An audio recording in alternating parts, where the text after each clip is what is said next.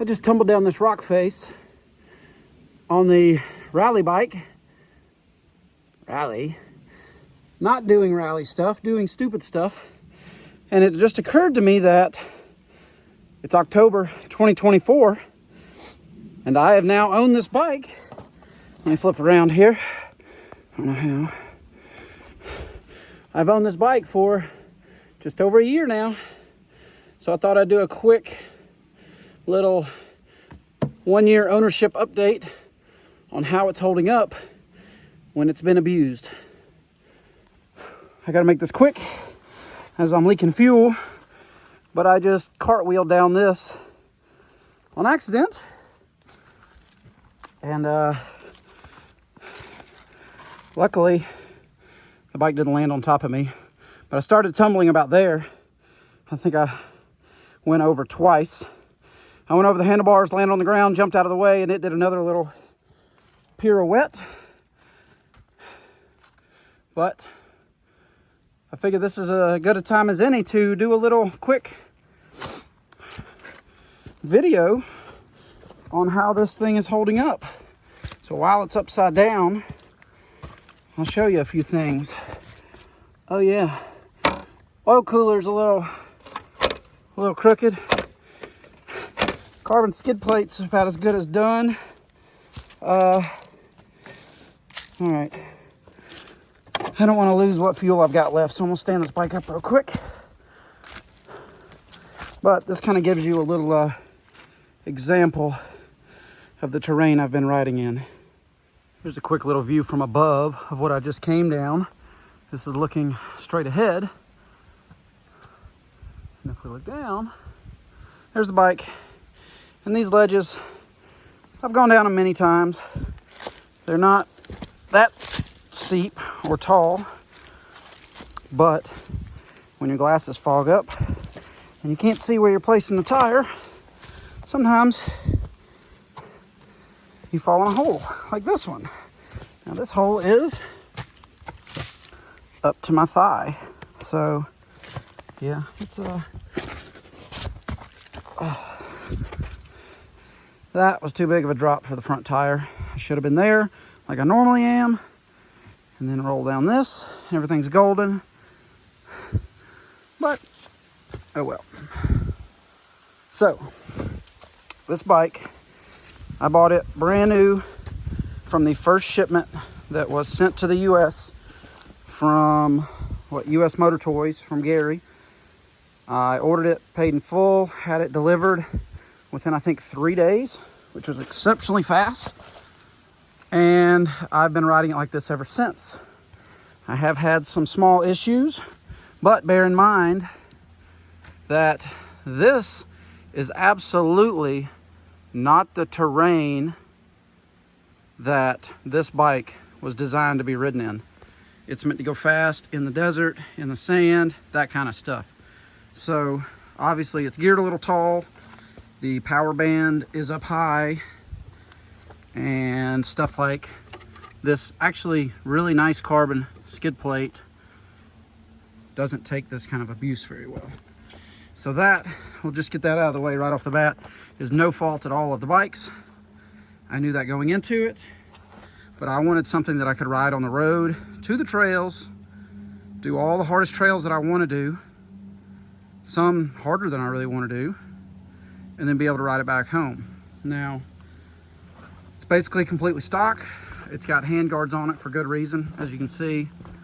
The front brake lever busted right off the bat, but I've never replaced it because now it's just a good 2-finger shorty lever. I've got spare levers, but I haven't needed them.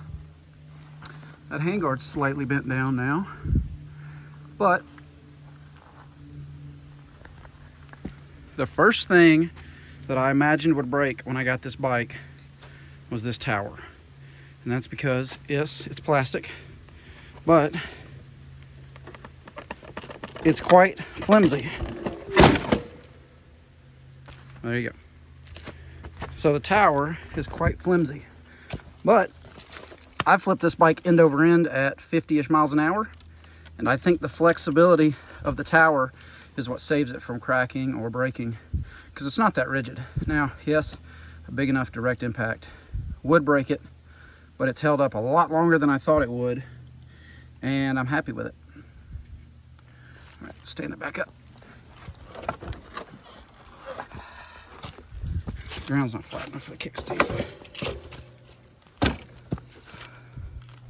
So, hand guards. We've got a 51 tooth sprocket, I believe, on the rear. It's just a KTM sprocket. I put this heel plate on there because my heel would find this hole when I'm trying to squeeze on the bike going really fast through some rough stuff, and it would kind of make me pigeon-toed, and I didn't care for that much. So there's a steel mount that welds on with 2 weld nuts behind it, and then this is just a thin 1/8 inch aluminum piece that bolts on. This is my luggage mounting system. That works great. This is part of the luggage mount, these rear hooks. I haven't broken any of this stuff somehow. Plate's all bent up. I've lost some bolts that secure the fender and that make the tail a little more rigid, but that's not a big deal either. Let's see. All right, we'll start at the front. I have bent the front wheel slightly. It's not enough for me to care or fix, but it has a little bit of run out in it. I was on an unfamiliar trail going way too fast, and all of a sudden a rock ledge appeared in front of me, and I tried to weight the rear, spin it up, and wheelie, loft the front tire enough, and I was in sand on top of rock, and it just spun the tire, and about a 14-inch tall square ledge, and I nailed it, and somehow didn't pinch flat the tire. I'm still on the stock tires. Well, there's not much left of them, but didn't pinch flat it. Rode the rest of the way home, was fine. No fault of the wheel. I think any wheel would have bent slightly. It's only about a 1/4 inch out. The front rotor here has a slight bend in it from hitting rocks, playing in rock gardens, like this stuff. Let's see, what else can we think of moving from the front to the back? Oh, let's see if we can do this without knocking the bike over again. This is your front speed sensor and also ABS. Now, if you can see, mine's cut. No, I didn't cut it intentionally. I hit a rock and it cut the wire. So, one of the first things I did was take the ABS fuse out, because the ABS is awful off-road. It's probably okay on-road, but off-road it is just terrible. So pull the fuse. First couple days I rode it, I would try to turn it off, but as soon as you cycle the ignition, it comes back on automatically, and then you forget about it and you can't stop. So that wire isn't actually doing anything anymore because the speedometer runs off of the rear wheel speed. So I plan on getting rid of that along with the ABS pump and all that stuff. I don't even know what I hit to do this damage and smash the oil cooler. I didn't know about it until I got home and I was washing the bike and I saw that. So the oil cooler doesn't leak. That was about 500 miles ago. I've continued to ride the bike. I did kind of look at it real close and make sure that it wasn't pinching all the tubes flat to where there was no oil flow through it. So that, in my mind, it's okay. I will replace it eventually, but it's just not been a priority right now. I've put a cheap fake Scott steering damper on it. No, I don't think it needs it, but I was just bored and ordering stuff. It's a knockoff, so it was like 80 or 90 bucks. No big deal. What else can we see damage-wise? So, again, this isn't really the bike's fault. It's not designed for this, but we'll go down here and look at the exhaust. Now, that's a catalytic converter. 50 state emissions legal now, which is sweet, but the exhaust hangs lower than the frame. So it takes a lot of abuse. It's not really showing up here, but it is smashed in pretty good. I've actually taken it off and knocked a smaller pipe in it to bend some of the dents back out. But I'm gonna redesign this section and move it up slightly higher. You can't go very much higher because of the foot peg is in the way, but I think I can get it high enough to make a flat bottom skid that will help me tremendously in the type of terrain I ride it in. Obviously there's dents in the muffler. That's gonna happen, but nothing is broken. It is kind of hot for one, but it's kind of loose and wiggles a lot. But I do plan on building a new exhaust soon. No cat, freer flowing. I like the noise it makes. It's not very loud, which is great in my opinion, but it is very heavy. That muffler is all stainless and baffled internally and very, very heavy. Oh, that's new. I hope my axle's okay. You can see a lot of scratching on the rim. Pretty typical of riding in the rocks. But overall, the only issue I've had with this bike that wasn't self-induced, in my opinion, was the fuel pump quit on me one day. And it started sputtering and missing and felt like it was running out of gas. And I pretty quickly diagnosed that it was the fuel pump. I pulled the pump out of the tank, straight wired it to the battery, and the pump turned on. So I said, okay, not getting voltage to the pump. Now, we climb back up around here and I'll show you. It's getting kind of dark, so this video is going to be kind of grainy. I'm sorry for that. This is impromptu. Okay, the horn, the fuel pump's right here. The horn is right in front of it. So what I ended up doing was I stripped the wires for the horn here, which I've never gone back to fix, and cut the fuel pump wires and wired the fuel pump directly to the horn circuit, then used a zip tie and zip tied my horn button down and rode for about 8 more hours. And the first thing I did was check the fuses. When I got home the next day, I put new fuses and everything, wired it back up stock, and it's been fine ever since. It's had one other little issue where it blew an ignition fuse. So I don't know where that issue came from, but if it happens to you, just remember you can tie it into the horn circuit and it will work.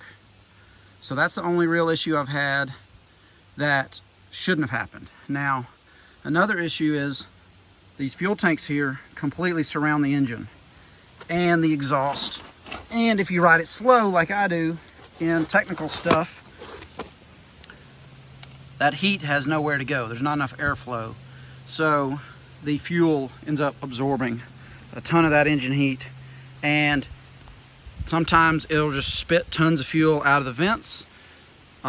If you're not thinking about it and you have a brain fart moment and you pull the gas cap, the pressure will drop because higher pressure raises your boiling point, but when that pressure suddenly drops, it flash boils. And I have a video of this too. It just exploded, and luckily I had my helmet and goggles on because it hit me straight square in the face and would have really messed me up. For one, the fuel was very hot and would have burnt me, but it was also fuel in your eyes. That's never good. So that's kind of, I mean, that's by design of the bike. You can only put so much fuel on a bike like this without surrounding the engine. I mean, it's meant to go fast, and going slow, that kind of sucks. This entire front piece is quick release with these quarter turn reduced fasteners, which is awesome, except these turn signals don't have a connector. It goes into the wiring loom, so you can take it loose, but you can't take it off. It only lets you take it off a little bit. So I have cut the wires for the front turn signals, so it's easy to work on. I use hand signals. Yeah, eventually I'll put connectors on them and fix that, but for now, no. All right, it got a little too dark out yesterday when I was filming, so today is the next day, and I'll go ahead and finish up. Some more things I remembered. Not really an issue with reliability, but you can see how this spot's clean. I have size 11 boots, and it's kind of a tight fit, especially between here and here. My toes kind of wedged in. So keep that in mind. If you have large boots, you may need to do some tweaking to make them fit so you can shift comfortably. The transmission on this bike is okay. It's not excellent, it's just okay. It doesn't like to shift easily when there's a lot of load going through the transmission. It's not quite as smooth as, say, a typical Japanese transmission. If you've ridden a Ducati from the 90s, feels a lot like that. You can see the sprocket is polished here, and I think that's from the chain guide getting hit and bent that way slightly, which I probably need to pull it back. Again, that's not really an issue with the bike. That's just the abuse that I put it through. From above, we're going to look at these foot pegs. And you can see they're both bent forwards. They do fold back, and they are quite large. But luckily, they haven't broken on me. They've just bent, I guess, from crashing and sliding down hills. But they are quite pigeon-toed forward, we'll call it. Let's see, I think that's about it. The tanks do protect the radiators quite well. I do have some slight bending going on, but it's not really an issue. Yeah. So, for being an early bike, I would say it's holding up quite well, especially in the type of terrain I ride it in, you know. It's abused fairly well.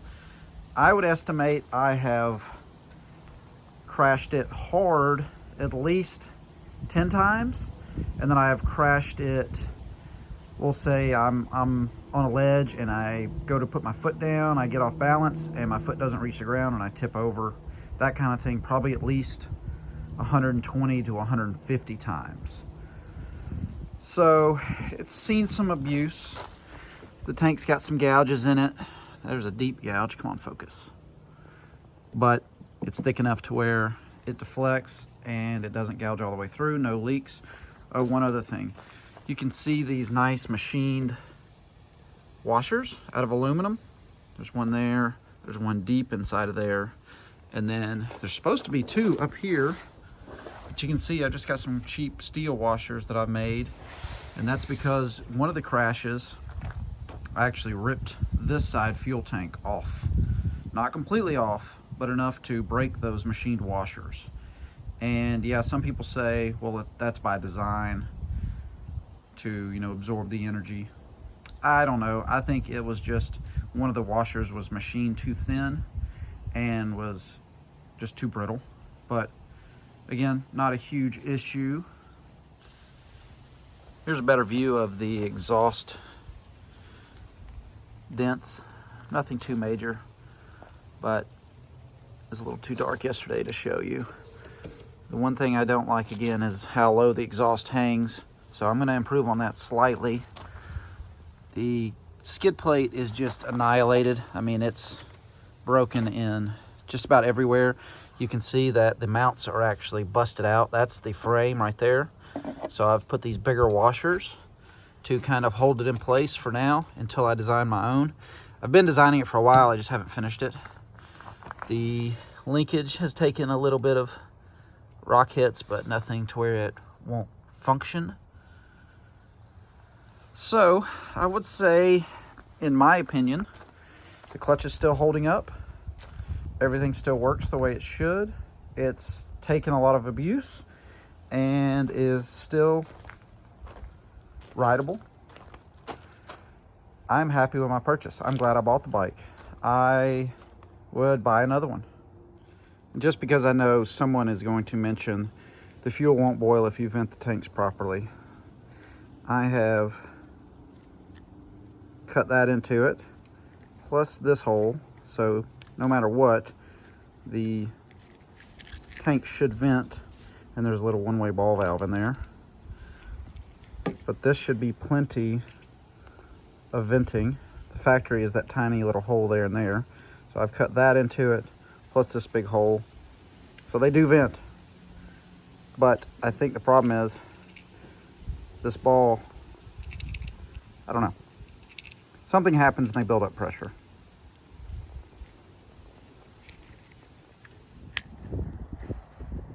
Okay, a few other things I forgot until just now. So this fuel gauge is highly inaccurate sometimes. Sometimes it works. Sometimes it tells you that you're out of fuel when you're not. I know I'm not out of fuel. I should have 2 gallons because I filled up not long ago. But it's going to go ahead and tell me hey, you're out of fuel. So it's hard to trust. Sometimes it's accurate, sometimes it's not. It's kind of got a mind of its own. So take that for what it's worth.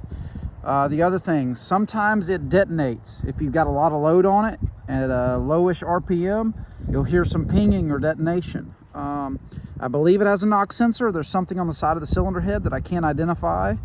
It's either a temperature gauge or a knock sensor, but I believe the temperature gauge is in the coolant system. I'll include some photos I took when the last time I had the bike stripped down. But so that's something you need to know. The coolant temp is blinking right now. It shouldn't be, because now it's not. So maybe it heat soaks the gauge, the sensor, I don't know. And the last oil change I did at 2,600 miles, I sent that oil out to Blackstone to do an analysis on it, and I got the results back. I will include that at the end of the video if you want to stay to the end and show and see that. I've taken a screenshot of it, so I'll leave it up for 10 or 15 seconds so you can read it or pause it if you want and see what they had to say. It's not the best news, but it's kind of what I expected. Here's something else that some people may not realize about this bike. It has a USB port in the tower, and when the bike is running and voltage is over something like 13.5, 14, something like that, it will send power to anything. And I run this is a Samsung A7 Lite tablet that I use for navigation and recording and GPS and all that stuff. I don't recommend it. It's not very good. It's very laggy. It freezes a lot. It's not bright enough, etc., etc. There's much better ones out there. But I find myself sometimes when I park and I have to mess with this thing, I will find myself messing with it just like this. Well, my left arm here is on top of this. This is not very intuitive, the way these buttons work, but I do love that this thing has a hour meter on it. The problem is when I'm messing with this and I'm holding my hand or my arm down, a lot of times it'll reset my trip meter and reset my hour meter here, which is unfortunate because I was trying to track how many hours I had on the bike total. That's not the hour meter, there it is, 19.4. So unfortunately, I don't know how many hours I have on the bike total because like I said, I've reset it on accident so many times. But that's pretty neat. Another thing that I didn't know unless I found out I'm messing around with it, there's some menus in here that you can get to, and you can actually turn on the headlight without the bike running. And I let it run for about an hour while I set up my tent and camp one time, and the voltage only went down from like 12.6 to like 12.5 or something. So that's pretty neat. I like that function.